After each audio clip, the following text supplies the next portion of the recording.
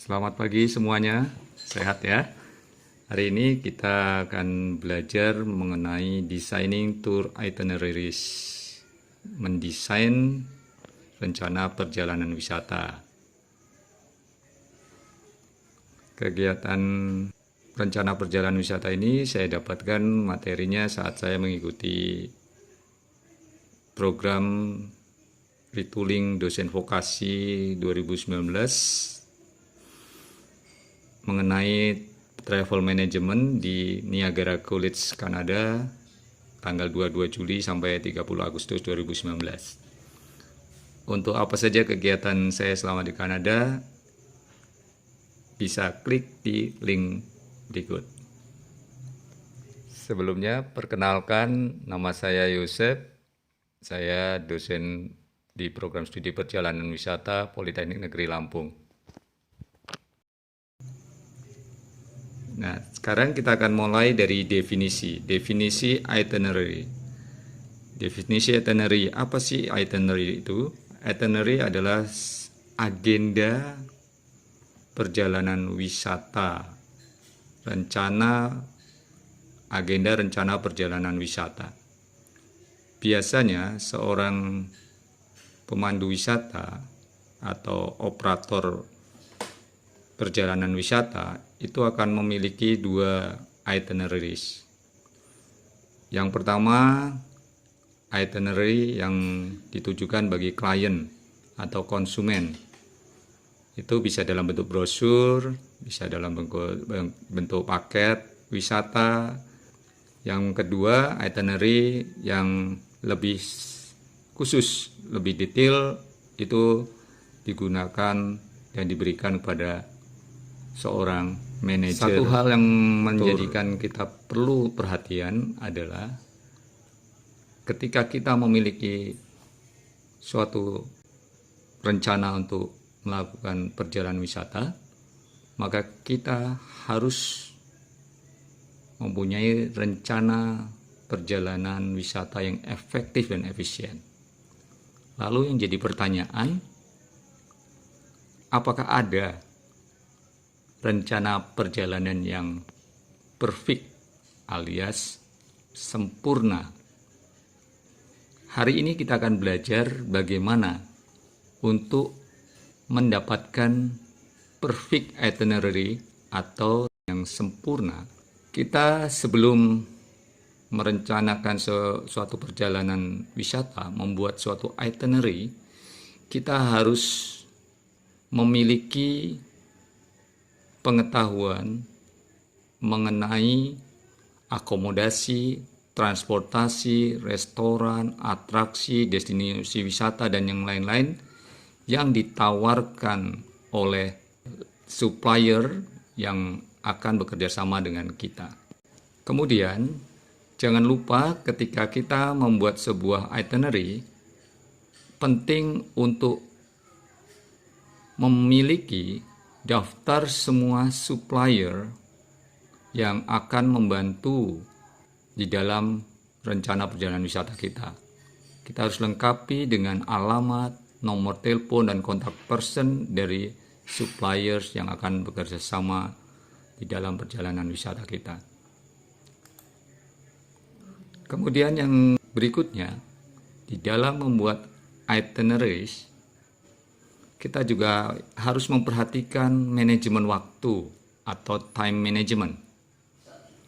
Manajemen waktu, yang pertama kita harus mengetahui jarak rencana perjalanan kita. Karena jarak perjalanan itu tidak bisa diabaikan. Kemudian, hindari membuat jadwal itinerary setiap kegiatan sangat rapat atau sangat padat. Kemudian kita juga harus menyiapkan rencana antisipasi jika di dalam itinerary kita tidak berjalan dengan semestinya. Kita harus bisa menyiapkan waktu ekstra dan rencana ekstra untuk hal-hal yang tidak sesuai dengan itinerary kita. yang kita buat. Teman-teman semua, sebagai contoh, ketika kita mengatur waktu untuk menyusun suatu itinerary, pertama kita harus memperhatikan tentang transportasi.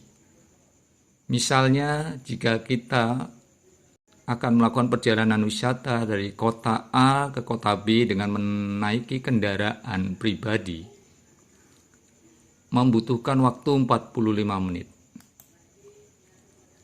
Kemudian, jika perjalanan kita dari kota A ke kota B naik bis, maka kita harus berikan waktu tambahan.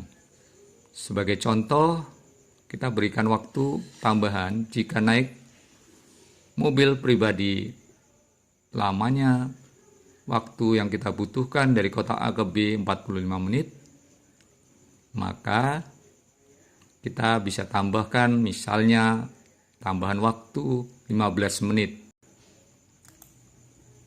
Tapi kita juga harus perhatikan jika kita akan mengadakan perjalanan pada saat peak times.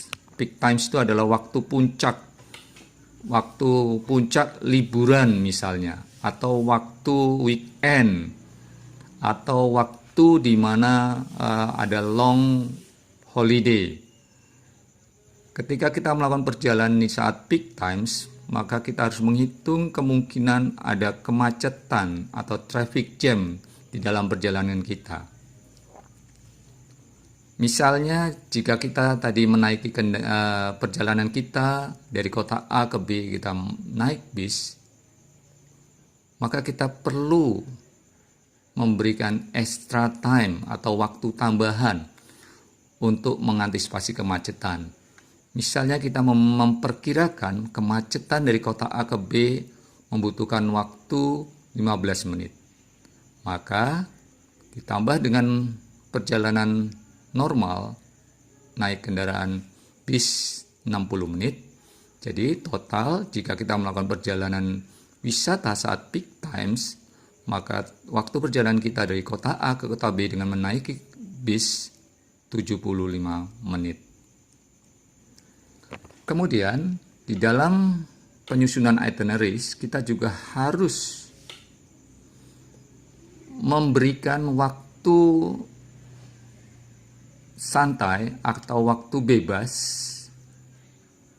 di akhir perjalanan wisata kita sebelum kita akan melakukan perjalanan kembali pulang ke rumah kita.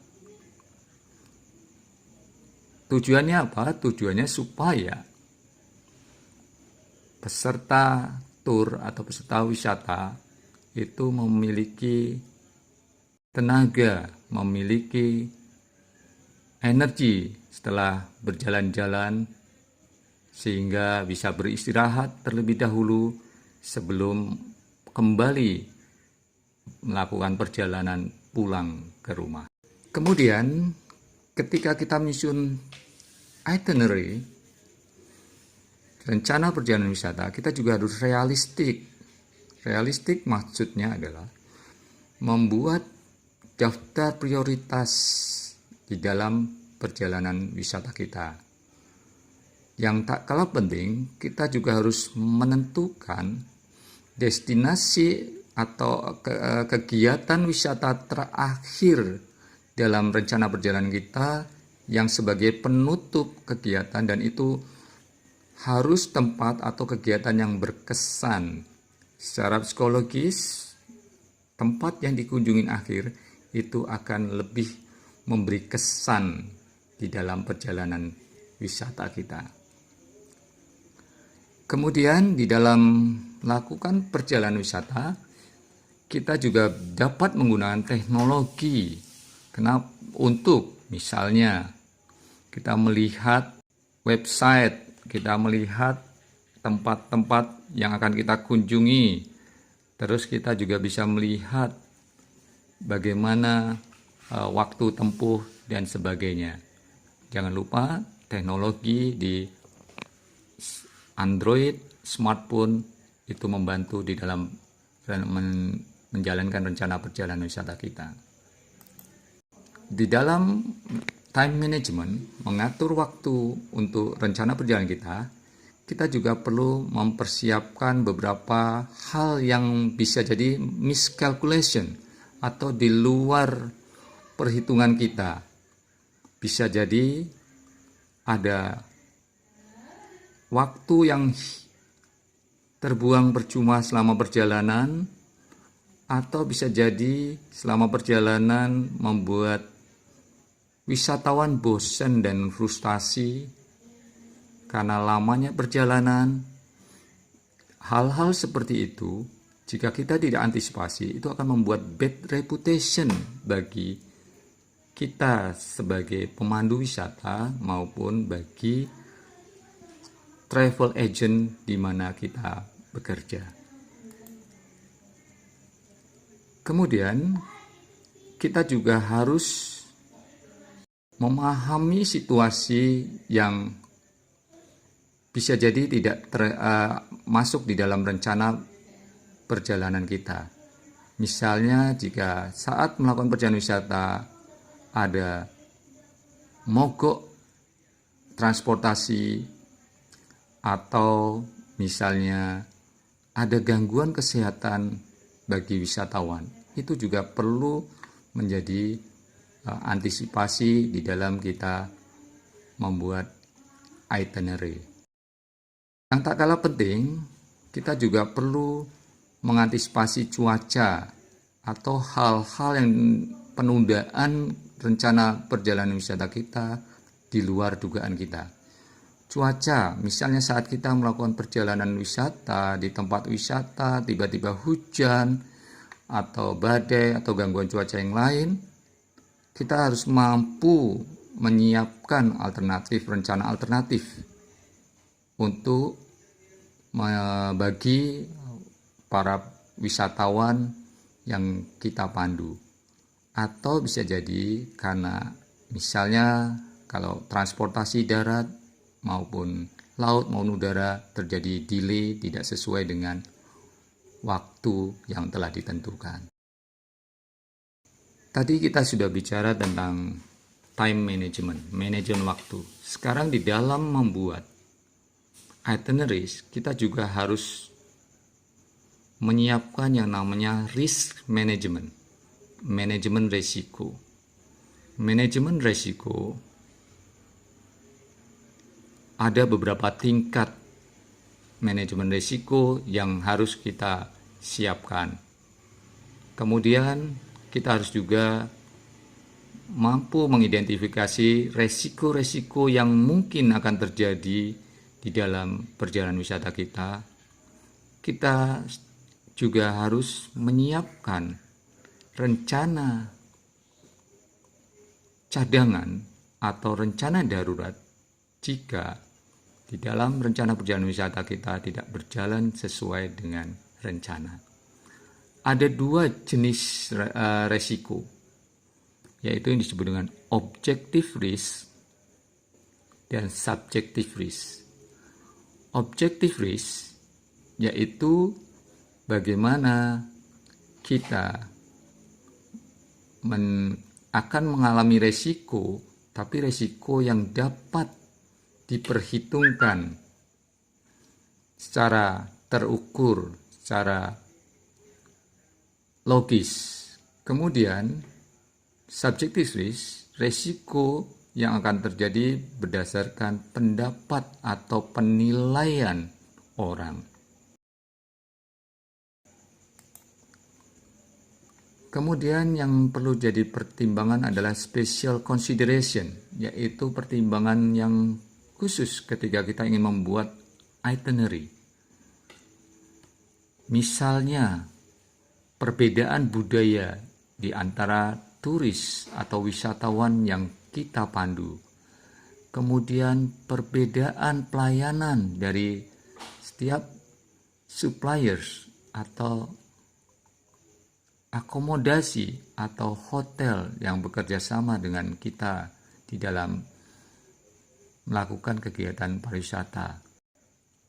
Hal-hal seperti itu akan mempengaruhi kepuasan dari para peserta perjalanan wisata.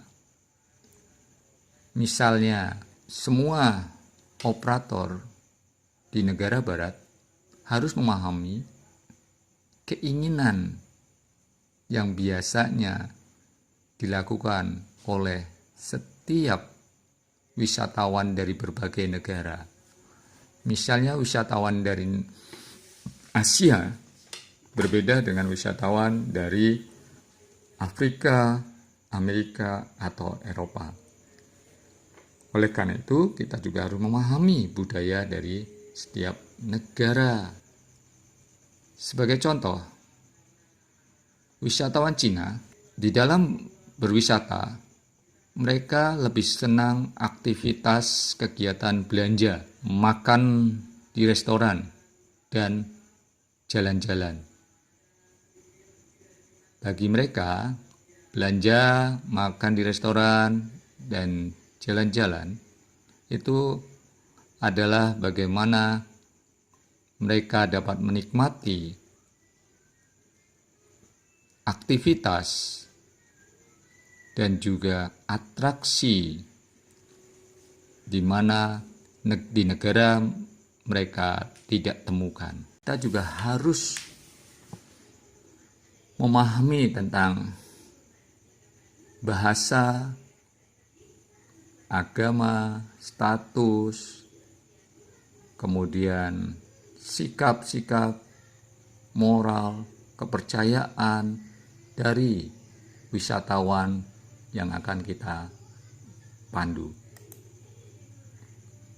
Berikut ini adalah contoh bagaimana itinerary Okanagan 3-day tour. Bentuk ini hanya secara singkat menyebutkan hari pertama Vancouver to the Okanagan Valley. Itu jelas jam 9, kegiatannya apa, kemudian jam 1.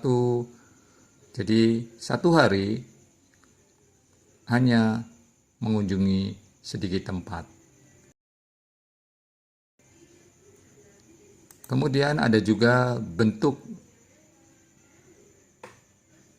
itinerary rencana perjalanan wisata seperti ini. Jadi melalui gambar, melalui rute, kita tahu bagaimana kita akan melakukan kegiatan perjalanan mulai dari tanggal 26 Mei hingga 2 Juni. Bisa juga melalui seperti peta. Jadi bagaimana dari satu tempat ke tempat lain, kita apa nama tempat-tempat destinasi wisata yang akan kita kunjungi. Bisa juga berbentuk tabel, hari pertama, waktunya, kegiatannya, kemudian hari kedua, waktu dan kegiatannya, hari ketiga, waktu dan kegiatannya, dalam bentuk tabel seperti ini. Nah, jangan lupa ketika kita ingin membuat sebuah itinerary, biasanya kita akan menghadapi wisatawan mancanegara, dan sebagai seorang pemandu kita harus memahami menggunakan bahasa Inggris, bahasa Inggris yang seharusnya kita hindari untuk kita ucapkan. Misalnya kata kerja yang perintah, yang bermakna perintah langsung. Contoh, eat, try, do, like, feel, grab, look, see, watch, find, get. Jadi ini hindari menggunakan kata kerja langsung berbentuk perintah kepada wisatawan. Kemudian hindari juga kalimat yang kurang formal atau kurang baik ketika kita ingin memandu wisatawan. Misalnya, when you get here, when you get back from, karena kalimat seperti ini itu terlihat kurang sopan, kurang formal, kurang menghargai wisatawan. Lalu bagaimana?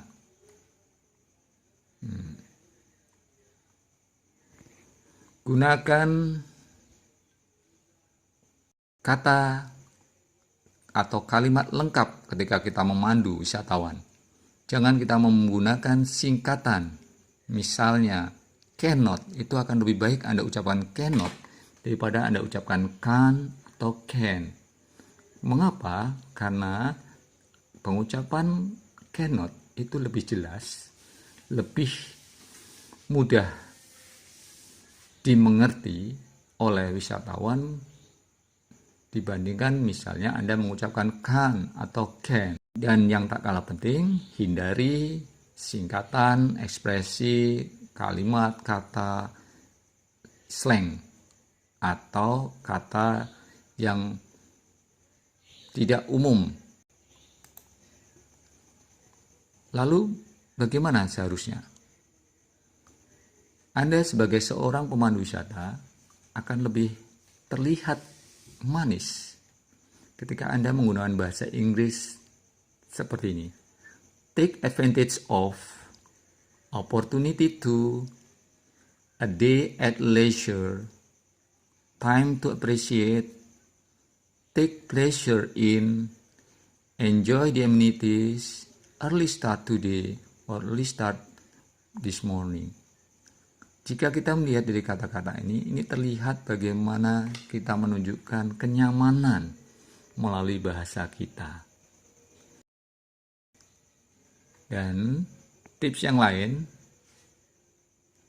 yang perlu kita hindari adalah, yang perlu kita siapkan adalah bagaimana kita menghemat uang selama perjalanan. Mengapa? Karena kita harus mengantisipasi hal-hal yang tidak terduga selama perjalanan. Misalnya, kita perlu biaya tambahan untuk ganti transportasi, atau kita perlu transportasi yang lain yang itu di luar dugaan kita. Oleh karena itu, ketika kita melakukan perjalanan wisata, kita juga perlu mengingatkan kepada para wisatawan untuk menghemat uang, jangan langsung habis di saat sedang melakukan perjalanan wisata. Mengapa? Kalau kita menghemat uang, berarti kita akan bisa terhindar dari yang namanya frustasi. Kemudian, tips yang lain, kita juga harus memastikan, menjadwalkan waktu santai atau waktu bebas.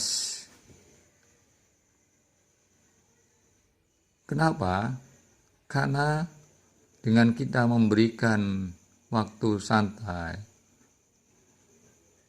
itu kita juga akan membuat wisatawan tidak merasa capek,